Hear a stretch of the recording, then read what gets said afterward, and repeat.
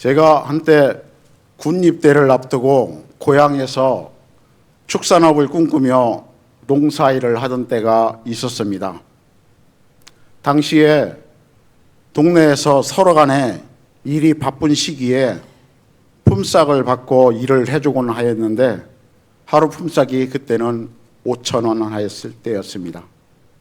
그런데 저는 그 당시 힘이 좋고 손이 빨라서인지 동네 어른들이 저에게는 하루 품삯을 8,000원을 주셨습니다. 심지어 저희 시골 동네 두 살이 1, 2구 합쳐서 약 150가구 정도였는데 동네 어른들이 서로 저를 데려가려고 예약도 하곤 하였던 기억이 납니다. 그리고 사회생활을 하면서 직장생활을 하다가 결혼을 하고 자녀를 낳고 어느 순간 내가 아이들을 제대로 공부시켜야 한다면 내가 이대로는 안 되겠다라는 생각을 하였습니다. 그래서 창원에서 공작기계, 즉 CNC 자동화 기계를 수리하는 일을 배워서 사업을 시작하게 되었습니다. 업체에 가면 다른 사람들이 못 고치는 장비가 저에게 자주 넘어오곤 하였습니다. 그런데 놀랍게도 전기 부분도 기계 부분도 저의 손에만 넘어오면 수리가 잘 되어서 업체 사장님들이 저를 무척 좋아하곤 하였습니다. 물론 이 모든 것이 지혜와 손재주를 여호와께서 주셨다는 것을 저는 지금도 확신합니다. 출장을 가면 잠시라도 장비 앞에서 여호와께 지혜를 구하는 기도를 하곤 하였습니다. 열심히 땀 흘리며 일하면 풍성해지는 그런 시절이었던 것 같습니다. 그런데 공작기계, 즉 CNC 자동화 기계를 처음 접한 시기가 90년대 초중반이었습니다. 당시에는 장비 한 대에 사수와 조수 2명이 2인 1조가 되어서 일을 하는 엔지니어가 대접받는 시대였습니다. 하지만 불과 20, 30년이 지난 얼마 전 제가 사업을 정리할 즈음에는 이때의 장비를 완전한 자동화 라인으로 바꾸어서 장비 20대를 한 명이 관리하는 대반전이 일어났습니다. 당시에 제가 오래 거래하던 일본으로 수출하는 업체가 있었는데 수주가 늘어나면서 처음에는 장비 50대의 직원이 100명 정도 유지하던 회사가 제가 사업을 정리할 즈음에는 장비가 200대에 전체 직원은 60명 정도로 유지가 가능한 시스템으로 전환이 되었습니다. 여러분, 이게 무슨 뜻입니까?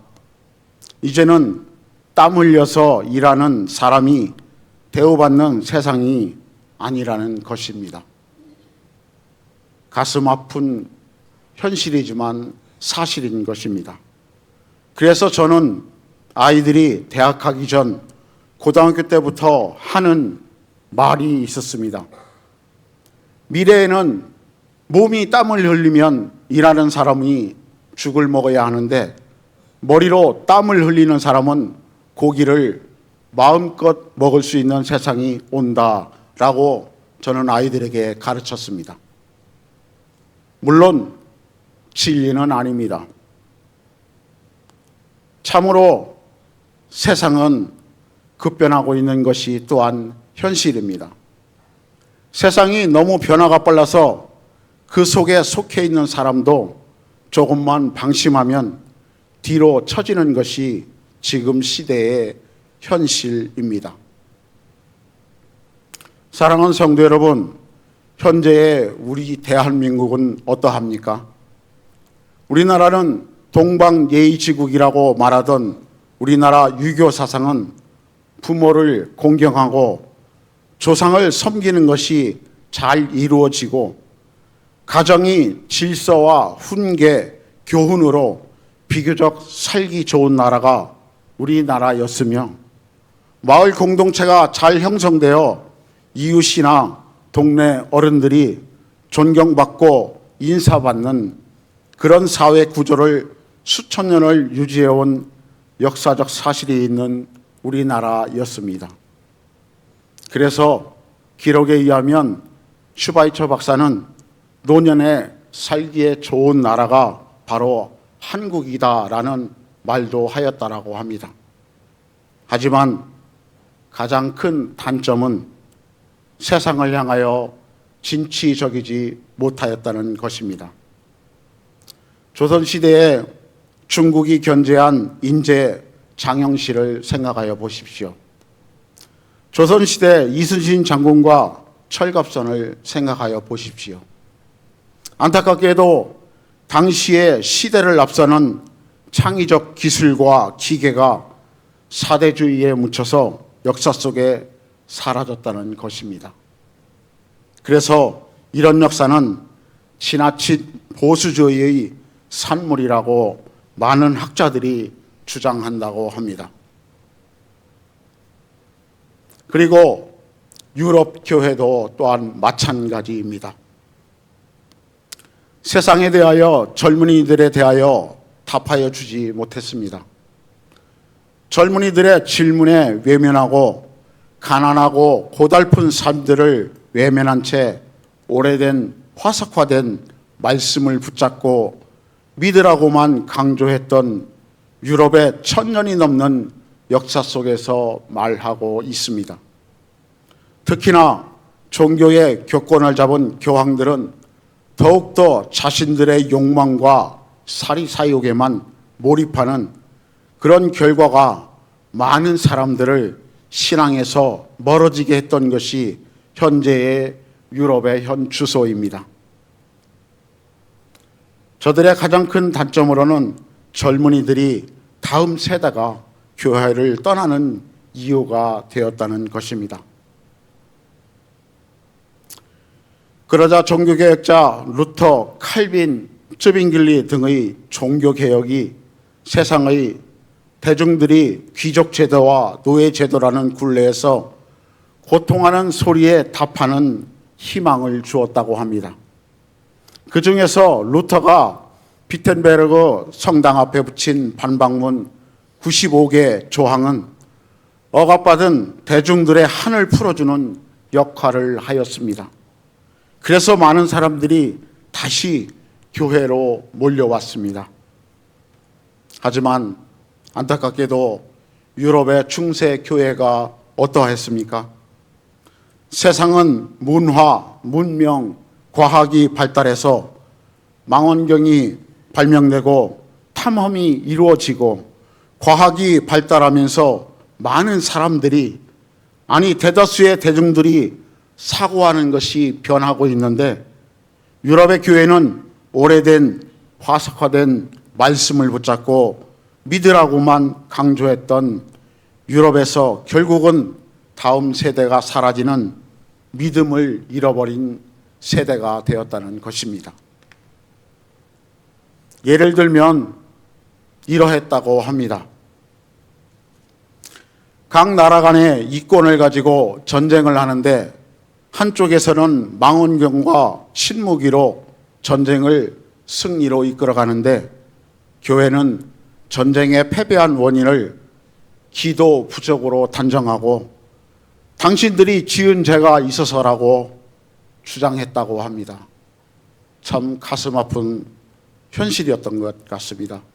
또 하나는 14세기 유럽의 흑사병 때의 기록에 의하면 유럽 인구의 약 3분의 1이 사망하는 무서운 검은 죽음이 창궐하는 시기에 어리석은 교회들은 또 원인을 기도 부족으로 단정하고 당신들이 지은 죄가 있어서라고 주장했다라고 합니다.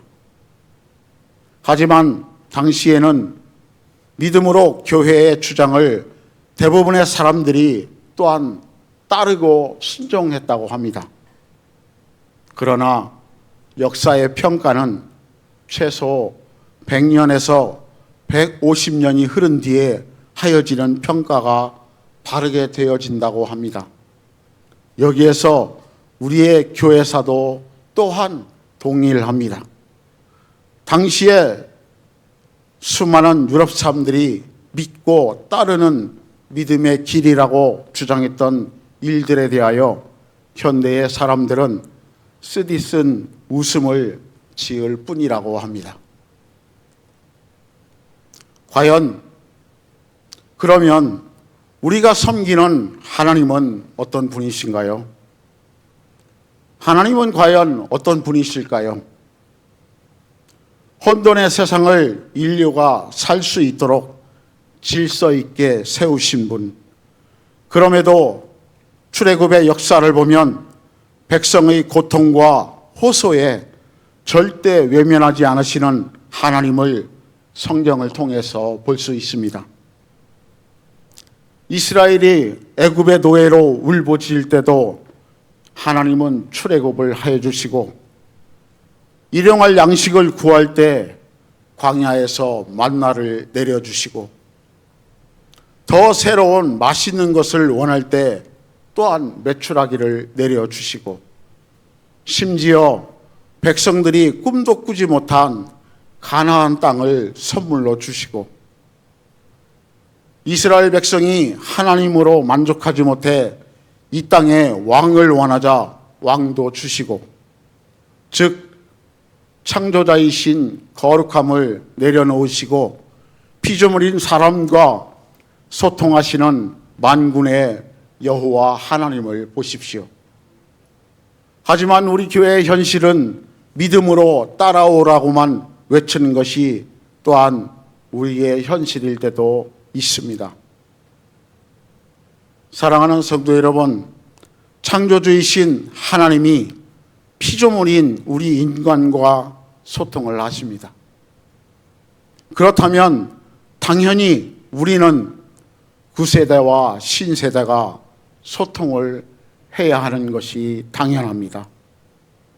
구세대는 신세대의 소리를 들어야 합니다. 신세대는 구세대를 존경해야 합니다.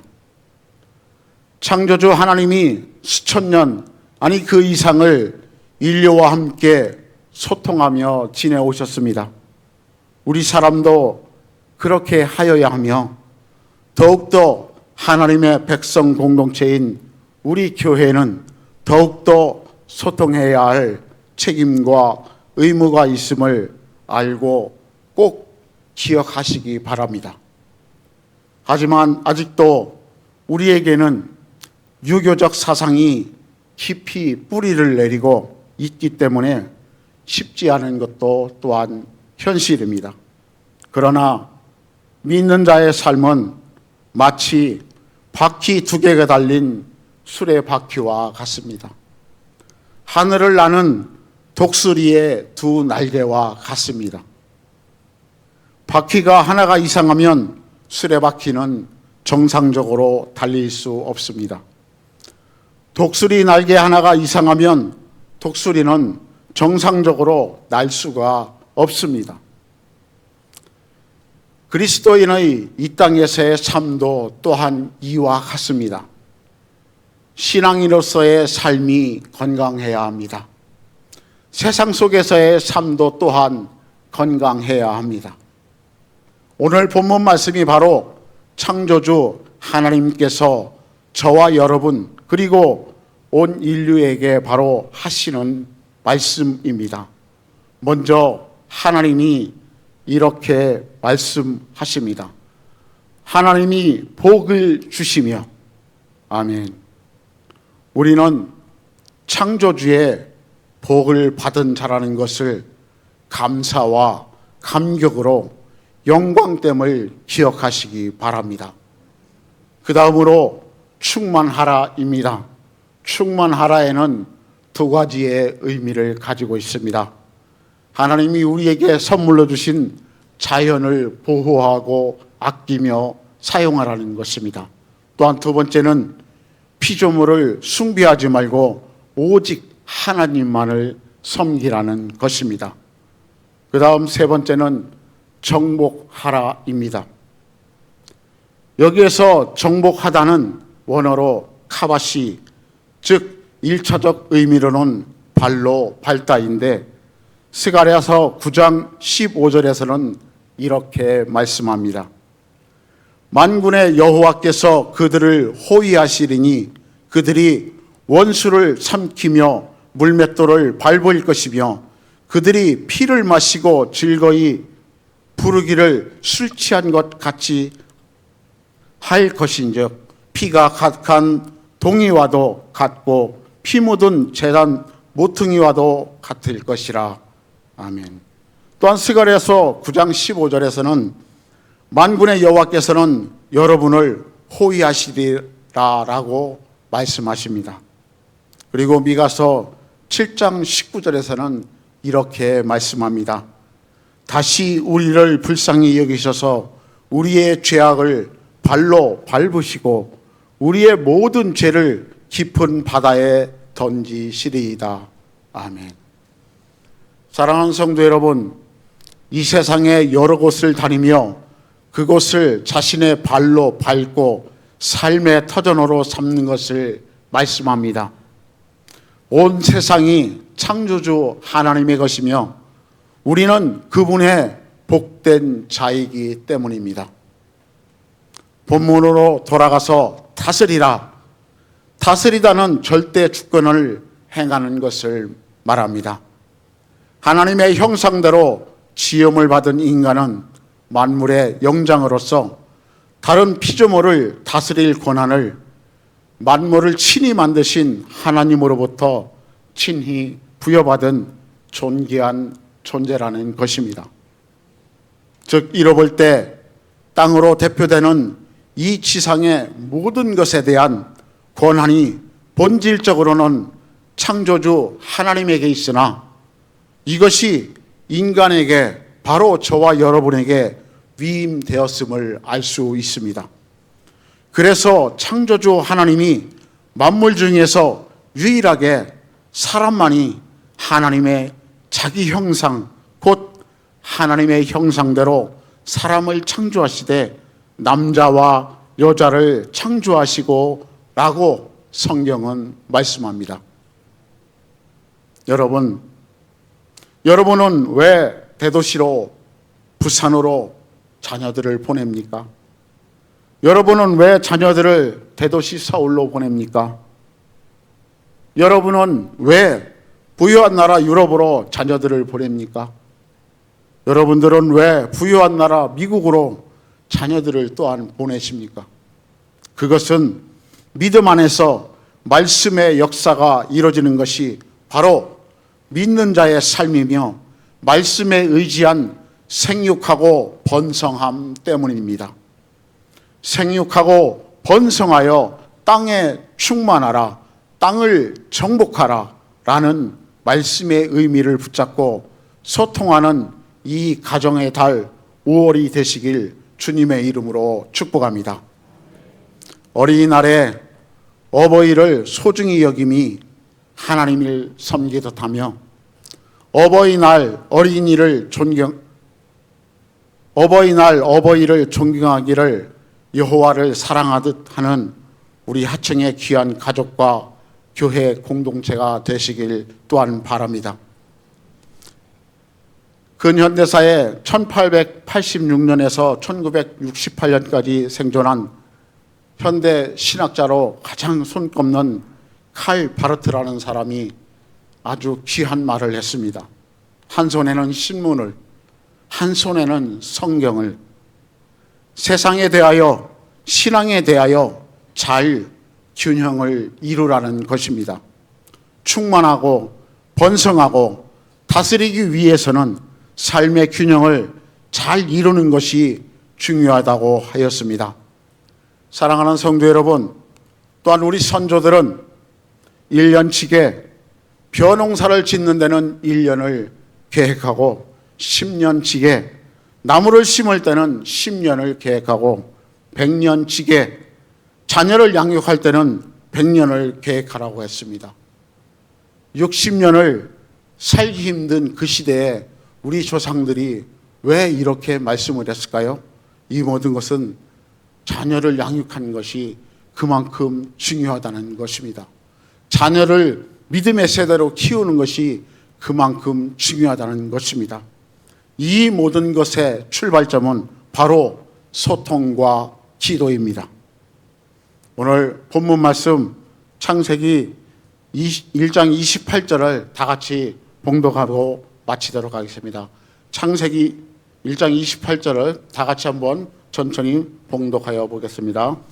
하나님이 그들에게 복을 주시며 하나님이 그들에게 이르시되 생육하고 번성하여 땅에 충만하라. 땅을 정복하라. 바다의 물고기와 하늘의 새와 땅에 움직이는 이 모든 생물을 다스리라 하시니라. 아멘. 기도하겠습니다.